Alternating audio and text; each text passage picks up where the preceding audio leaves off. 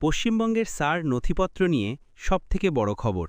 এবার ভোটার লিস্টে নাম তুলতে লাগবে না কোনো কাগজপত্র। হ্যাঁ, একদম ঠিক শুনেছেন। কোনো ডকুমেন্ট না দেখিয়েই নাম তোলা যাবে ভোটার তালিকায়। নির্বাচন কমিশন নিজেই ঘোষণা করেছে এই নতুন নিয়ম। আপনার জন্ম ১৯৮৭ সালের আগে হোক বা ২০০৪ সালের পরে, এখন থেকে অনেক ক্ষেত্রেই কাগজ দেখাতে হবে না। কিন্তু প্রশ্ন হচ্ছে, কাদের লাগবে না আর কারা কাগজ ছাড়া আবেদন করতে পারবেন না। এই নিয়মটা একটু জটিল, তাই আমি আপনাদের খুব সহজভাবে বুঝিয়ে দেব ধাপে ধাপে। তাই শেষ পর্যন্ত ভিডিওটা দেখুন, কারণ একটা ভুলেও ফর্ম বাতিল হয়ে যেতে পারে। সম্মানিত দর্শকবৃন্দ, আজকে ভিডিওতে আমরা জানব কাদের কাগজ দিতে হবে না আর কাদের দিতে হবে, কোন কাগজ দিলে আবেদন গ্রাহ্য হবে আর আধার কার্ড দিলেই হবে কিনা, আর শুনানির ডাক এলে কী করতে হবে। একটা কথাই বলি, ভিডিওটা শেষ না দেখে অন্য ভিডিওতে ক্লিক করবেন না, না হলে অনেক গুরুত্বপূর্ণ তথ্য মিস করবেন। গত সোমবার নির্বাচন কমিশন ঘোষণা করেছে, পশ্চিমবঙ্গসহ মোট ১২টি রাজ্যে শুরু হয়েছে স্পেশাল ইন্টেনসিভ রিভিশন বা এসআইআর প্রক্রিয়া। এই প্রক্রিয়াতেই নতুন ভোটার তালিকা তৈরি হবে, নাম তোলা বা সংশোধন করা যাবে। সবচেয়ে বড় পরিবর্তন এসেছে কাগজপত্রের নিয়মে। আগে যেখানে প্রত্যেককেই জন্ম ও নাগরিকত্ব প্রমাণ দিতে হতো, এখন জন্মসালের ভিত্তিতে ৩টি আলাদা ক্যাটেগরিতে ভাগ করা হয়েছে মানুষদের। এই ৩ ক্যাটেগরির উপর নির্ভর করেই ঠিক হবে নথিপত্র দিতে হবে কি না।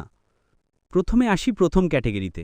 যদি আপনার জন্ম ১ জুলাই ১৯৮৭ সালের আগে হয়ে থাকে, তাহলে আপনাকে কোনো আলাদা কাগজ জমা দিতে হবে না।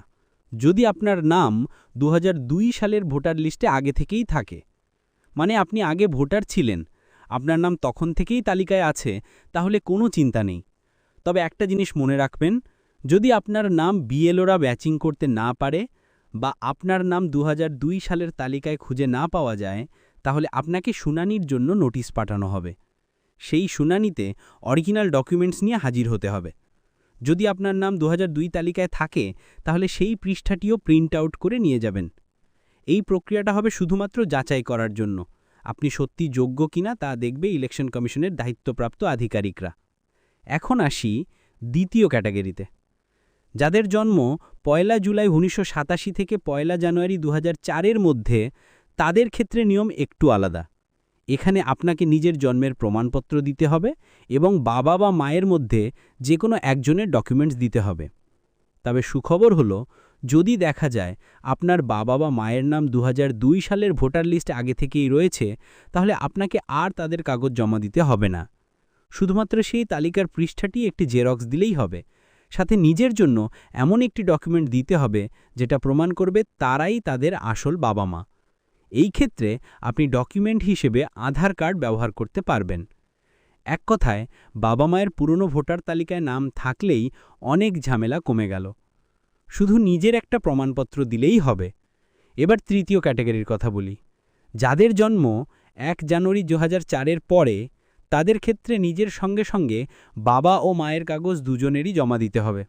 তবে যদি বাবা বা মায়ের নাম ২০০২ সালের ভোটার তালিকায় থাকে, তাহলে যার নাম রয়েছে তার কাগজ দিতে হবে না। শুধুমাত্র যাদের নাম নেই তাদের কাগজ দিতে হবে।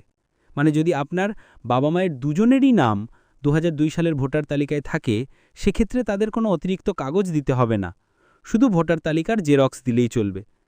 কিন্তু বাবা মায়ের দুজনের মধ্যে যদি একজনের নাম আছে অন্যজনের নাম নেই, সেই ক্ষেত্রে যার নাম নেই তার জন্য কমিশন উল্লেখিত ডকুমেন্টসের যে কোনো একটি দিতে হবে। এই নিয়মটা একটু কড়া, কারণ নতুন প্রজন্মের বেশিরভাগই প্রথমবার ভোটার হচ্ছেন।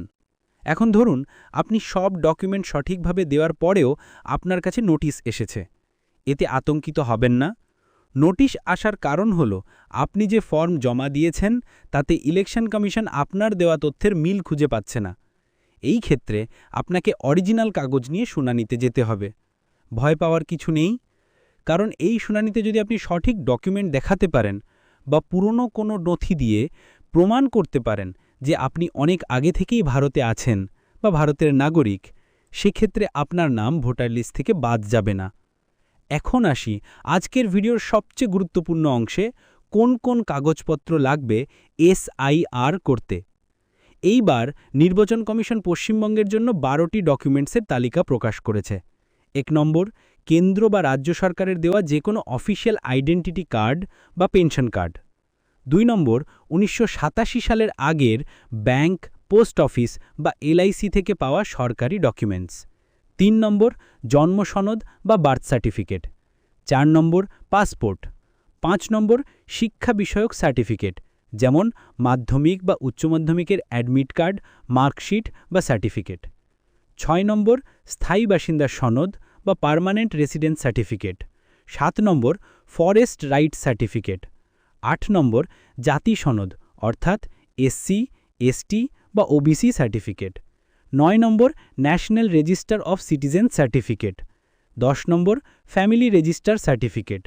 11 নম্বর সরকারি জমি বা বাড়ি বরাদ্দের কাগজ। 12 নম্বর আধার কার্ড।